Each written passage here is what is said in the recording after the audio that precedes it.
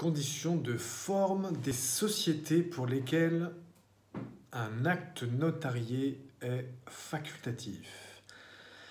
Bonjour, Bertrand Mariot, avocat à la Cour.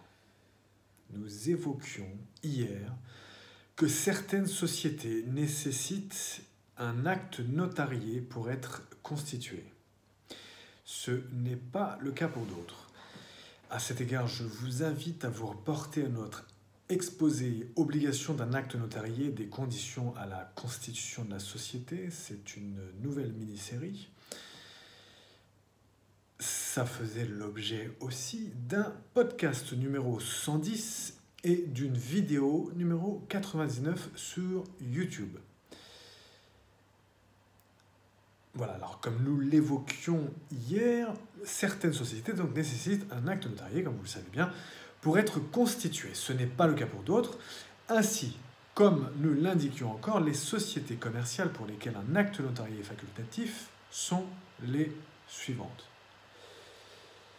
Donc les sociétés en question pour lesquelles un acte notarié est facultatif sont les sociétés coopératives, les sociétés à responsabilité limitée simplifiée, les sociétés en nom collectif, les sociétés en commandite simple, les sociétés en commandite spéciale et enfin les sociétés civiles. C'est l'article 100-4 de la loi du 10 août 1915 sur les sociétés commerciales qui nous éclaire. Quelques éléments sur les statuts d'une société dont l'acte notarié est facultatif. Les dites sociétés nécessitent bien sûr un acte spécifique, un écrit spécifique, et si l'on reprend l'article 1325 du Code civil, il faudra en principe un original pour toutes les parties constituantes à la société, c'est-à-dire les fondateurs, ayant un intérêt distinct. Et chaque original devra mentionner le nombre d'originaux qui existent.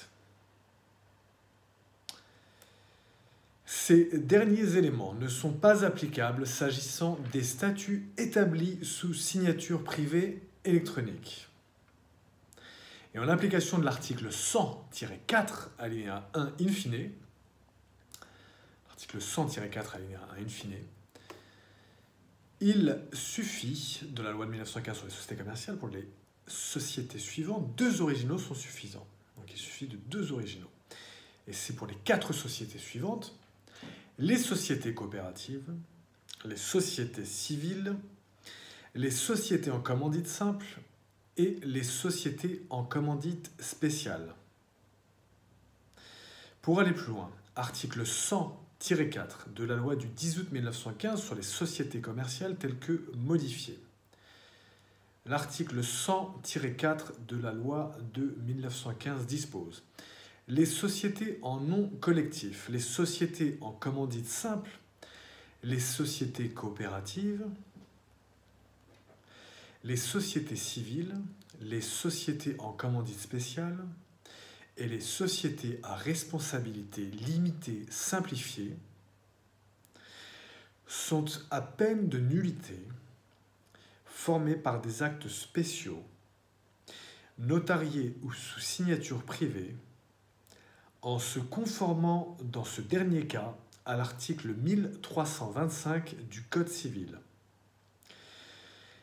Il suffit de 2 originaux pour les sociétés civiles, les sociétés coopératives, les sociétés en commandite simple et les sociétés en commandite spéciale. L'alinéa 2 de l'article 100-4, ça c'était l'alinéa 1, l'alinéa 2 de l'article 100-4 dispose: les sociétés anonymes, les sociétés en commandite par action et les sociétés à responsabilité limitée sont à peine de nullité formées par des actes notariés spéciaux. Article 100-4, alinéa 2, fin. Maintenant, l'article 1325 qui est intéressant, je n'ai pas l'habitude de faire des cross-references comme ça, mais c'est intéressant de l'évoquer, celui-ci, pour ce qui nous occupe. Article 1325 dispose Alinéa 1. Les actes sous seing privé qui contiennent des conventions synalagmatiques ne sont valables qu'autant qu'ils ont été faits en autant d'originaux qu'il y a de parties ayant un intérêt distinct. Il suffit, ça c'était l'alinéa 1 de l'article 1325 du Code civil, il suffit d'un original pour toutes les personnes ayant le même intérêt. Article 1325, alinéa 2. Chaque original doit contenir la mention du nombre des originaux qui en ont été faits.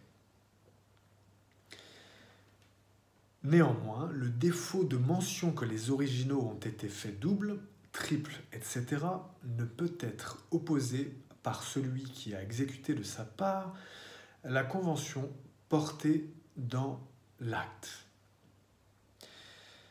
Et enfin, l'article 1325, le dernier alinéa, dispose « Le présent article ne s'applique pas aux actes sous seing privé revêtus d'une signature électronique. »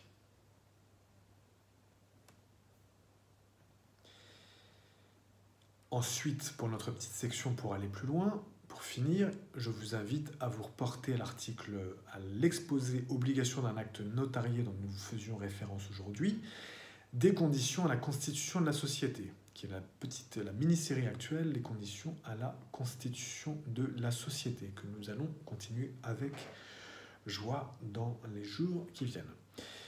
Enfin, nous voulions vous signaler une petite erreur qui s'était glissée dans notre exposé une erreur orale, dans notre exposé numéro 109, le podcast numéro 109, notre épisode numéro 109, et notre vidéo YouTube numéro 98, Société en commandite spéciale et caractéristiques de la personnalité morale des sociétés, Société en commandite spéciale et caractéristiques de la personnalité morale des sociétés.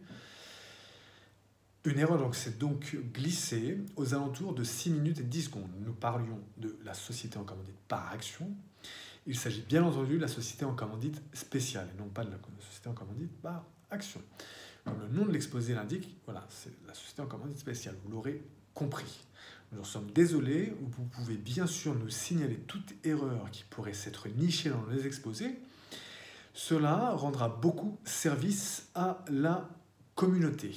Par avance, nous vous en remercions. Au plaisir d'échanger et à très bientôt. Donc à très bientôt. Bertrand Mario, avocat à la Cour. L'exposé de ce jour a été donc conditions de forme des sociétés pour lesquelles un acte notarié est facultatif. Il s'agissait toujours des conditions à la constitution de la société, la mini-série des conditions à la constitution de la société.